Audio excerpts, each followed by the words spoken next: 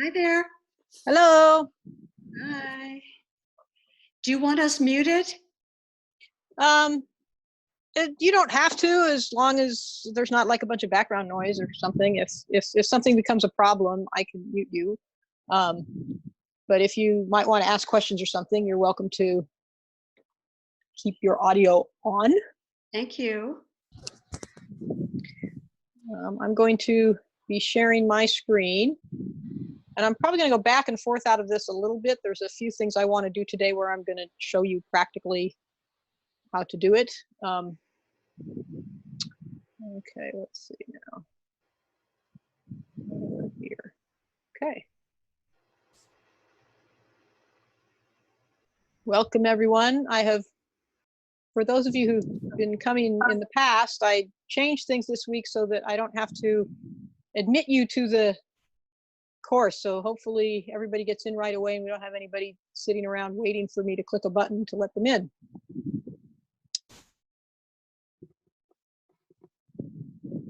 Oh, okay.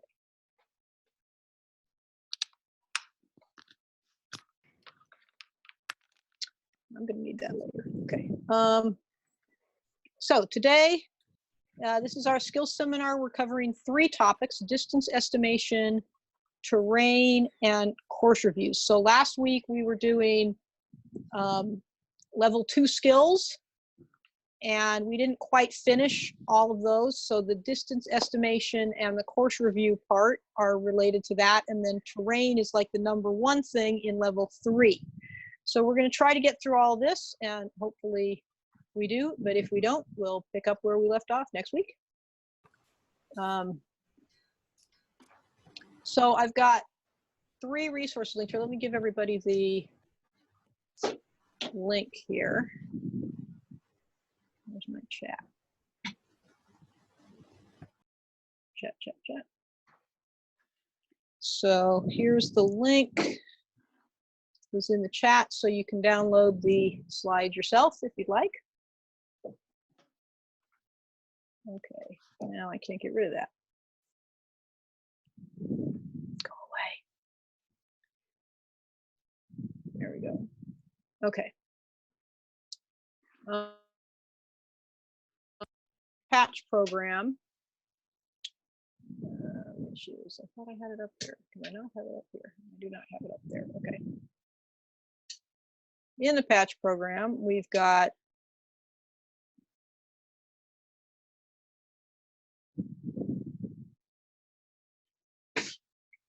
here we go. So this is level 2 we were working on last time, and we still have to finish this measure a distance on our map and be able to count your paces and complete a course review. So that's one of the things we're going to do. And then in level 3, it starts talking about identifying major terrain features, uphill and downhill, steeper or flatter. So we're going to cover that stuff today. I've linked a few videos here. We're not going to watch these videos, but I linked them so that you can watch them on your own later. The pace counting video is about 8 minutes long. It's a little bit different than some of the way I do some things, but it covers the basics there. And then these others are about hills and spurs. And I didn't watch these in their entirety, but it looked like all 3 of these were made by Peter Goodwin, and he's a teacher by profession. They seem to be pretty good videos. They're all from the Orienteering USA site, by the way, which to get to those, if you go to Orienteering USA's website and go under resources training, then you'll get to this page that I'm on right now. Okay, called training. You got navigation skills. It talks about a few things. It talks about the patch program here, and down here it has tools for training, and there's a page called training and technique videos. So that's where I got those videos from that I'm linking to. And there's videos on a whole lot of different topics there. So if you haven't looked through here, here's the techniques, orienteering learning videos that have a whole lot of different things there that you can learn from. So that's another place to go to for information. So that's what those videos are I've linked to. All right, we're going to start with distance estimation. So distance estimation is the system you use to let you know approximately when you should stop to look for your control. Okay, you want to always be keeping track of how far you've gone. There's more than one way to do this, but by far the most common way is called pace counting, and that's what we're going to talk about today. Some people do this with time. You know, they keep track on their watch and they know, oh, it's going to take me about so many minutes to cover a certain distance, but most people use pace counting. Pace counting is the #1 thing that is taught. So I'm going to go really quick through this slide, and then I'm going to stop sharing my screen and actually show you how this is done. So the first thing is you measure something on your map, right? You have to know how far you actually want to go. So you measure, so you look at your map, you put something next to it you can measure with, you measure the map. Then you have to figure out that same distance in the terrain, and we do that by counting our paces. In order to be able to count our paces accurately, we need to know what our pace is. So before this even works, you need to know your pace. So to do that, we usually mark out 100 meters somewhere. You can measure 100 meters on a map when you're not busy. You could go to the local track and look at the 100-meter dash. You could, you know, wherever you can find a place that you can measure 100 meters, and then run or walk through it a couple of times at whatever pace is typical for your orienteering, and figure out how many paces you take. I didn't write it here. When we count paces, a pace is 2 steps. So you usually only count the same foot. Me, I usually count my left foot. The reason I do that is because I was in band in high school, and when you're in marching band, the left foot is always the downbeat, so I'm used to that. Most people who don't have that background tend to count on their right, but the point is you just count 1 foot each time. So let me show you really quick how we do this. I'm going to stop sharing my screen. And so I have a map here. Okay, this is the Firestone Scout Reservation map, orange course. And I've got a compass with a, this is going to be interesting. Okay, so my compass has a millimeter scale on one end of it. Your compass might have it on that end, it might have it on the side, but most compasses have a millimeter scale on them somewhere. This map is at a scale of 1 to 10,000. Let's see if I can get that in front of the, where does it say that? It says that somewhere 1 to 10,000. Okay, so on a 1 to 10,000 map, 1 centimeter equals 100 meters. Okay, if I put this up against that, you see that matches up, right? Where the 10 and the 20 and the 30 and the 40 and the 50 match right up with those lines. So that's 100 meters, 200 meters, 300 meters. So I'm going to look at someplace on my course. Let's say I've got here number 5 to 6. Okay, so let's say I'm on this road and I decide to go up the fence to number 6. Okay, but I want to know, well, how far is that going to be from the road up to number 6? So I'm going to stick my measuring tool against that. There we go. Okay, so I'm following along the fence from number 6 to the road, and it's about 15 millimeters, so 1.5 centimeters. So that's about 150 meters. So I know I need to go 150 meters to get to that point. So now, if I know that I go, you know, 50 paces per 100 meters, well, it's 50 plus 25. I'm going to go about 75 paces to get there. Okay. So as I'm going along the fence, I'll be pace counting 1, 2, 3, 4. When I get up to, I probably won't wait till I'm at 75. When I get up, depending upon how fast that terrain is, somewhere around 60, 65, I'll probably start looking for that control. Okay, and when I get up to maybe 80 to 90-ish, I'll stop and say maybe I went too far. Okay, it's an estimate. I want to get back to sharing my screen here. It's an estimate, so this isn't going to be super accurate, and you want to make sure that that you take account the possibility that there'll be some error there, right? So because there's error, you also want to make sure that you measure short distances. So notice that even though I was going from 5 to 6, I didn't measure 5 to 6. I measured from the road, from an attack point out to the control. So as you're going along your route, you're going to want to take little pieces of it. Okay, well, I'm going from here to this catching feature. How long should it take before I get to that catching feature? Measure that. Do that. Now from that catching feature to the next catching feature, how long is that going to be? So you're going to need to break it up into smaller little pieces and keep restarting your pacing. When you're testing your pace, you want to test in a variety of conditions. Okay, you want to know the difference between what your pace is like going uphill versus downhill. If you're in rougher woods, that's going to be shorter. Sometimes what I'll do when I get onto a new map is early in my course, when I'm going to number 1, I'll measure something and pace it just for the purposes of getting a sense of what is my pace in this terrain.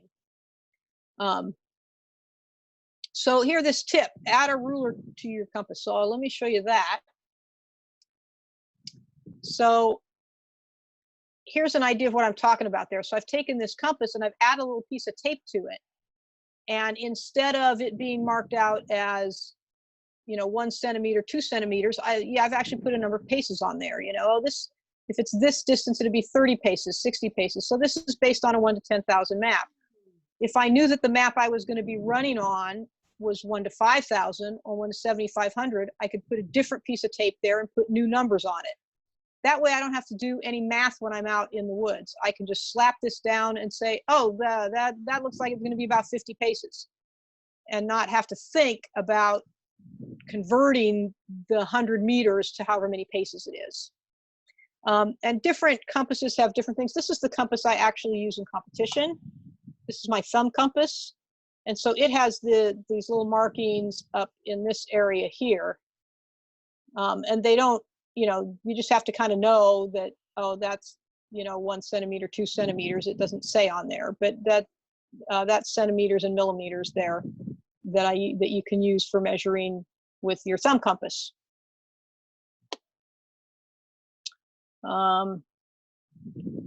One of the things you'll see in the video, if you watch it, is that he talks about counting, like 21, 22, 23. I don't do that.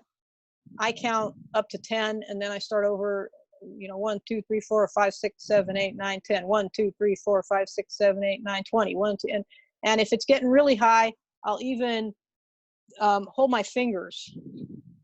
I do this. Oops. One thing, what I want to do here. I wanted to go back to this. Where'd my little thing go to stop sharing? Am I sharing right now? I'm not, am I? Okay, yeah. I do this. I go 1, 2, so I'll say 1, 2, 3, 4, 5, 6, 7, 8, 9, 1, and I hold this finger. 1, 2, 3, 4, 5, 6, 7, 8, 9, 2. That I know I'm on 20. Now I know I'm on 30. Now I know I'm on 40. When I hit 100, I use the other hand. 110, 120, 130, and I do that. So that way I only have to count up to 10 at a time, and I don't lose track. It took me a long time to learn this skill. For years I didn't pace count at all, but I got in trouble a couple of times in situations where I didn't have a good attack point, and I took off of a trail without really knowing where I was on it. And I thought, if I'd been able to pace count on that trail before I took off, I would have done a better job. So I spent a lot of time learning this by basically counting my paces every time I run anywhere. At all my trainings, I count. Even if I'm just running around a track, I count. Whatever I'm doing, I count, and just to get the habit of it. Okay, any questions about distance estimation? No, I'm good. Okay, so we will move on to terrain. So your contours, which this is usually the most confusing part of the map for people. is understand the contours. I'm not sharing. Let me share again so you can see what I've got here. Okay. Contours are usually the most confusing part of the map for people understanding these things. So let's talk about terrain features. Oh man, I want to not share again. I want to show you one other thing. So there's 5 terrain features: hill, saddle, reentrant, spur, and depression. And the easy way to visualize these is with your hand. Okay, if you make a fist and you look at it this way, where your knuckles pop up, those are the hills. Hill, hill, hill, hill. Okay, saddle is in between the hills. So right here, that's a saddle, saddle, saddle.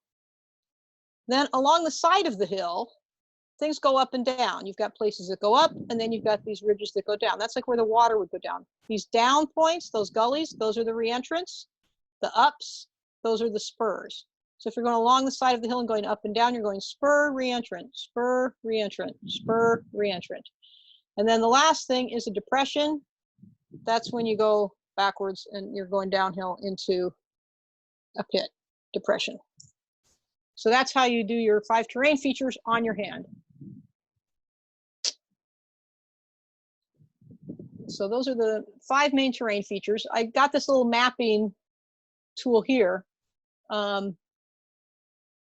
And oh, I wanted to show this contour model. That's really cool. So this recently showed up on Facebook. So they took this map and made a model out of it using foam board, and it's a really, really cool visualization of what contours do. Come on, pictures come up. Okay, so here's the map, right? So the idea is if I traced one of these contours, let's take one of the longer lines around. So here's a dark contour line. It goes like this. So that contour stays at the same elevation all the time. So if I were to cut something out that was exactly the shape of this contour and then stack them on top of each other, I get this. Are you seeing that, or did I not share my screen again? We saw it. You are, okay. Yeah, we saw it. Okay, so yeah, so this shows you kind of what each contour means. So each contour is one slice of this. So as you're going up contours, you're going up to the top of a hill. We're going down. So this is your reentrant. This is your spur. Here's a reentrant. Here's a spur. Okay. So here's a little matching game. Number one, you know, you've got a couple little hills here. It's a little flatter there. Then this is steeper. So that I think goes with B, right? Because you have to go up from this hill to get to that hill. Right, here's another hill that's pretty even across. That's probably something like E. Here's one that's got 2 hills with something in the middle. That's more like, well, we've got a choice here. We've got D and A that both have 2 hills. One of them's number 3 and one of them's number 6. Which one do you think would be which? A would be 6, right? A would be 6, yeah, because these hills are higher. This is 4 contours, this is only 2. So D is the shallower hills, A is the taller hills. Okay. And then C is the hill on the left, F is the hill on the right. I have a question Yep. regarding the contours. How can you tell is it easy to get confused if it's like a depression as opposed to an like when you're actually in the terrain itself, if the contours that you're looking at is like going to be going up or down in elevation? It varies depending upon the terrain, but that's kind of what this next thing is about. So right, hills are circles, depressions are also circles. The difference is that a depression has tick marks in it. If it's a depression, they put little tick marks that show that it's going downhill. So here's our Mount Pinos map. So anything that's a circle here, that's the top of a hill. except see right here, see this one and how it's got these extra little marks in it? Yeah. Okay, so that's showing that that's the downhill direction. That's a depression. Ah, okay. Thank you. Here's another map that I just happen to have at the moment that has a number of, it's a different terrain. This is in Russia somewhere, St. Petersburg. It's from an online virtual Trello I was doing this morning. So this has a lot of both. This is more, this is flatter, kind of glaciated terrain. So like here's a hill, but here's a depression. See these tick marks? There's tick marks here, here, here. Those tick marks always point downhill. So you know that this direction is down, that's a depression. There's another depression with the tick marks in it. Okay. Okay. This one's a hill, it doesn't have tick marks. Oh, I see. Okay. Yeah, thank you for clarifying that. So those are hilltops. Between circles, that's a saddle. So if we go and look at our Mount Pinos map, right, where's the saddle? So, okay, here's a circle, here's a circle. So this area right here, that would be considered a saddle. Here's a saddle I go through all the time. Right here, you see how this, it's not exactly between circles, but it's between things that are both uphill. Here's a hill, here's a hill. This is between it here, and then these are reentrants going down. So this right here is a saddle where these two contours kind of come together without meeting. That's the saddle there. Here's another saddle right here where this contour and this contour have kind of this gap between them. That's a saddle. Okay. Next, we've got a reentrance and spurs. So reentrance usually are more V-shaped and spurs are usually more U-shaped. This is a very general rule, but it's depending upon the terrain, it may be more or less useful. But in general, see how this is very V-shaped here? It's really tight. That's a reentrant. Whereas here, it's more U, that's a spur. Okay, so the spur is going out this way, the reentrant is going up this way. And they've put, to help you, they've put little ticks in this reentrant, so that tells you this is the downhill direction in that reentrant. Okay, so where it's tighter, that's usually the reentrance, and where it's broader, that's usually the spurs. There are some types of terrain, especially in California, when you get into the coastal mountains, a lot of the coastal mountains are so heavily cut that even the spurs can sometimes look very V-like. So there are some other tools you can use to help you with what's a reentrant and what's a spur and what's uphill and downhill.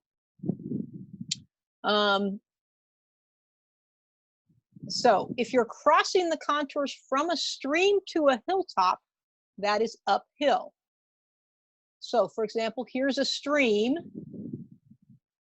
Okay, so streams are in the bottom. Streams are in reentrance. So the stream is the bottom. Here's a hilltop. So going from here to there, that's uphill. Okay, so in a reentrant, the V's point in the uphill direction. The V's are pointing up until eventually at the top of them you get to a saddle and then a hill. Okay. On a spur, here's a spur, the U's point down. So this is downhill this way. Here's the hill, here's the stream. We're going down the spur toward the stream. Okay. Back to here. Also, if contours are close together, that means it's steep. If they're far apart, that means it's more gentle. If there's no contours, then it's flat. Okay, so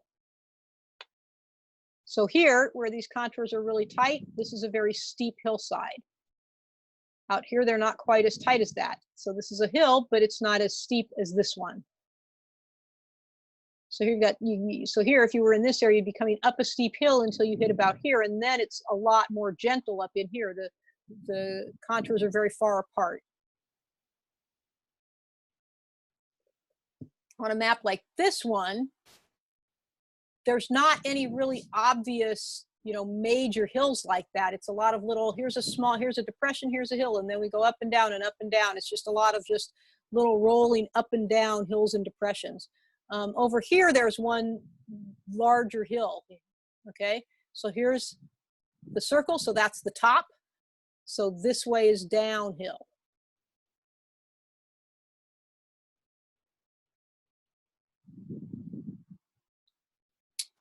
Any questions about any of that stuff? Also, keep in mind when you're out in the woods to always keep an open mind about whether or not something was uphill or downhill. I've had my fair share of times when I was, you know, running, you know, I saw a bunch of contours on the map. I said, okay, I'm going to run across this field until I hit the hill, and then I'm going to climb up the hill. And I ran across the field and realized that everything in front of me was going down.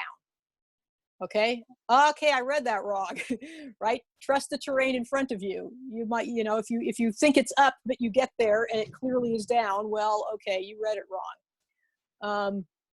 I also had a situation in Canada one time where I was on a map that had huge depressions. So I was looking at the map and I saw a circle and a bunch of lines between them. And I said, okay, so I'm going to go through the saddle between those two hills. And I'm running and I'm running and I'm not finding any saddle. And I finally realized that one of those circles was actually a depression. So I wasn't running on a saddle between a hill and a depression. I was running along the hillside between a hill and a depression, not through a saddle between two hills. And again, that was something that until I got there and saw the terrain, that's when I realized that I had misinterpreted the map.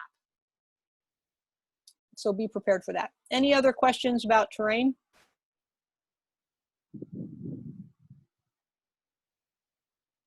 All right, so course review. So in the, we recommend that you start doing this as early as possible. Lots of times we get the question at meets, you know, we give beginner training that teaches you how to basically do a white course. And then after that, people are like, well, now how do I learn more? How do I move up? By far the best way to learn more is every time you go to an event, at the end of the event, do a course review.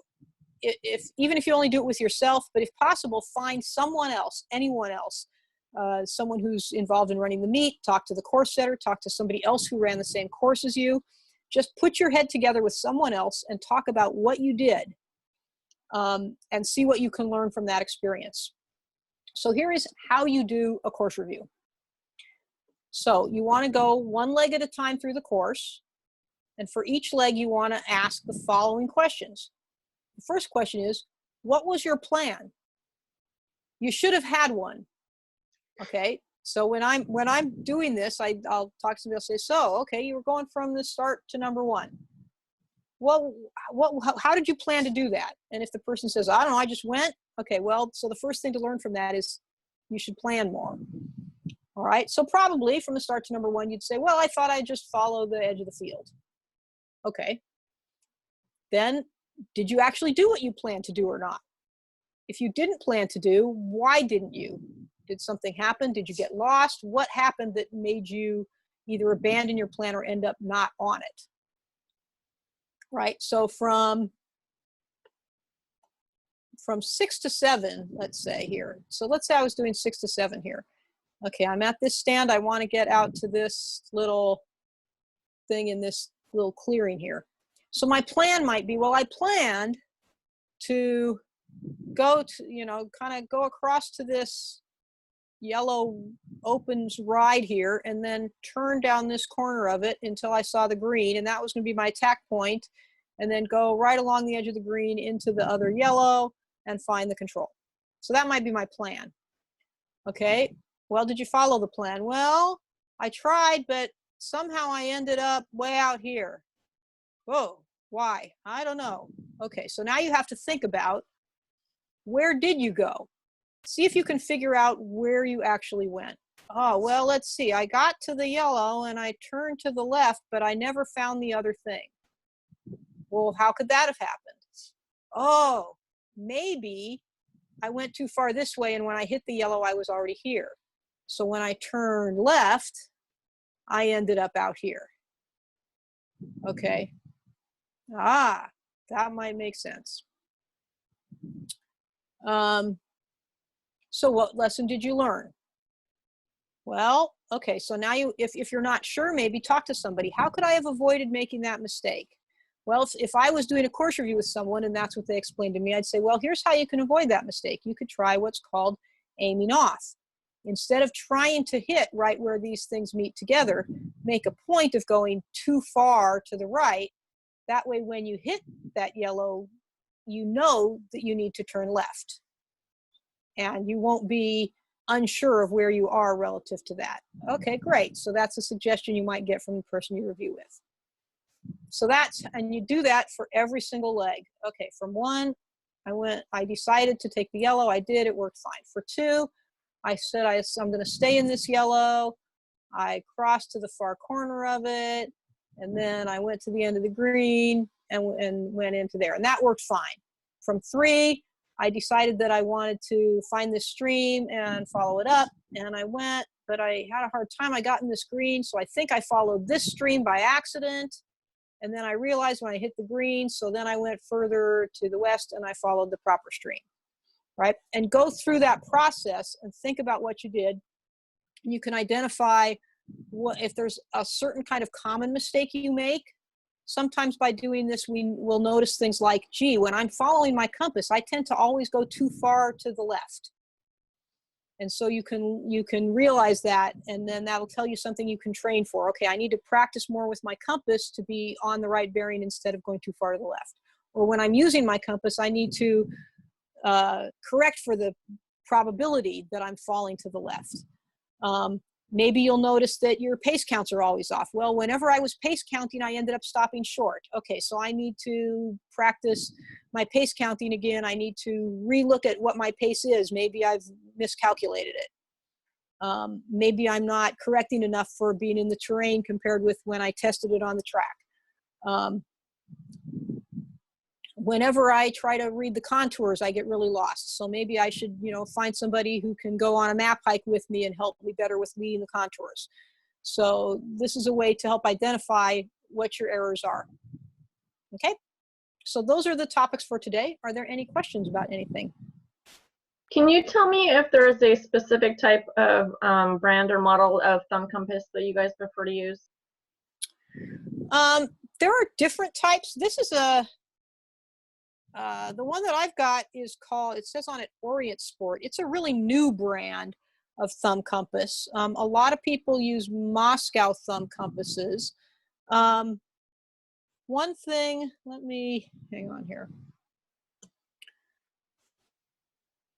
So one thing to be aware of if you're looking at a thumb compass is that the angle, right, when I put this on my thumb, like this, and then hold the map, there's an angle to, can I get that into there? Okay, so there's an angle between my thumb and the compass and the line here, right?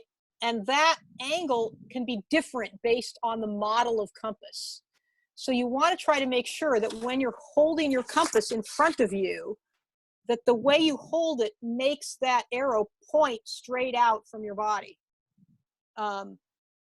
based on what your natural thumb angle is. So if you're buying a thumb compass, you might want to find a place where somebody has different models and try a few to see which angle fits your thumb the most naturally so that you're not making mistakes. I learned this, I think when I bought my second thumb compass, and I had been having a lot of problems with drifting too much in a certain direction. And I think that's why, is that I had a model that didn't naturally fit the angle of my thumb.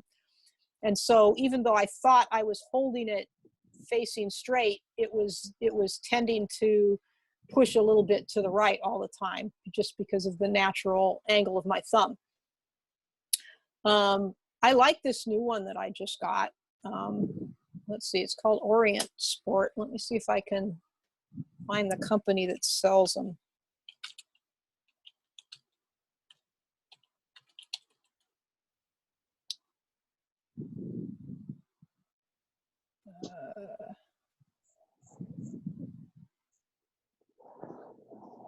Well, it looks like there's a couple of different companies that. Do most beginners need that?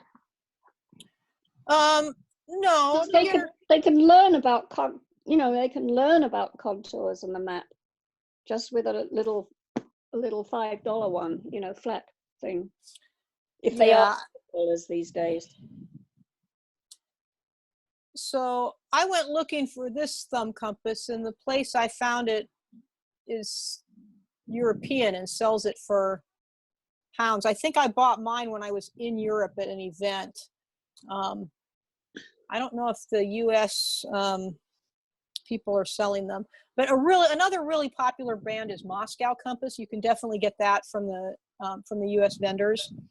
But Olive's right. Usually, if you've been following these seminars, we're in the third week. And so far, the only thing I've taught you two things you can do with your compass. One of them is that you can lay it down on your map and line up the north arrow with the north lines and orient your map. Okay, you can do that with anything. All you need is a needle. You can do that. The only other thing I've taught you to do with your compass is use the ruler on it to measure the map. Okay, so you can do that easily with a base plate compass. So far, we haven't even gotten into any more difficult compass stuff. I'll probably do that within the next week or two. We'll have a day just about compasses, and we'll talk about how you take detailed bearings and that sort of thing. But we haven't taught that yet, because for white and yellow level courses, you don't need that, and you should not be thinking that that's the way you approach things. If you're doing white and yellow, you should be approaching your course by using the compass just to orient the map, and then using your map to figure out which direction to go. Thank you.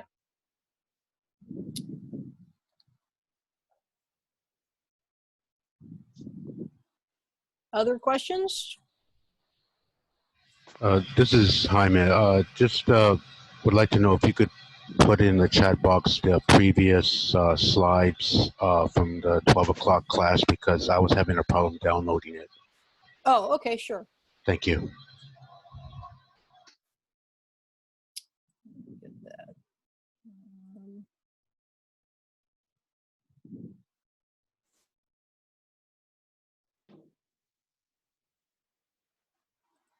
So chat.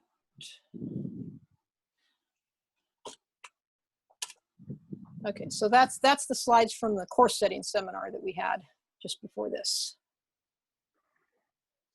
Other questions, comments, anything else you want to? So next week we'll keep going with stuff that's related to level 3. So we've covered the terrain part, but I'll take a look at what else is in there, and we'll talk about, I think there's, we talked a little bit about aiming off today. There's some stuff in there about route choice and some other techniques, and also compass is one of the things that's in level 3, is learning more about how to actually take a bearing from the map and then follow it. So we'll cover that in the next week or two. Great. And Claire, it's Darren. Do you anticipate people to post the videos at some time in addition to the notes? Yes. I need to get to a point where I have time to get onto YouTube. I'm not a big video making person, so I'm not used to, posting videos, but it's definitely making videos and recording them, and they're on my desktop machine. I just have to load them up to someplace like YouTube and then put the link on the website. Yeah. Cool. Thanks, Claire. Thank you, Claire. Yeah, Thank you, Claire. So, Appreciate Thanks it. for coming. so I do have a question. The Echo Park thing, does that start next Saturday? That's the plan. I still need to, I have the notes from the course setter, but I have to finalize the map and get it ready to be uploaded. And once I'm sure that the map's ready, then we'll get it out there. But that's the plan, is that we will have a map available by next weekend, and then we'll have You'll be able to download it, go out there, run around, answer the questions, send in your answers, and then we'll compile results about a week later. So we'll give people about a week to get out there and do it, probably 2 weekends worth of time. Okay. Because we want people to spread themselves out and not all be there at once. All right. Thank you.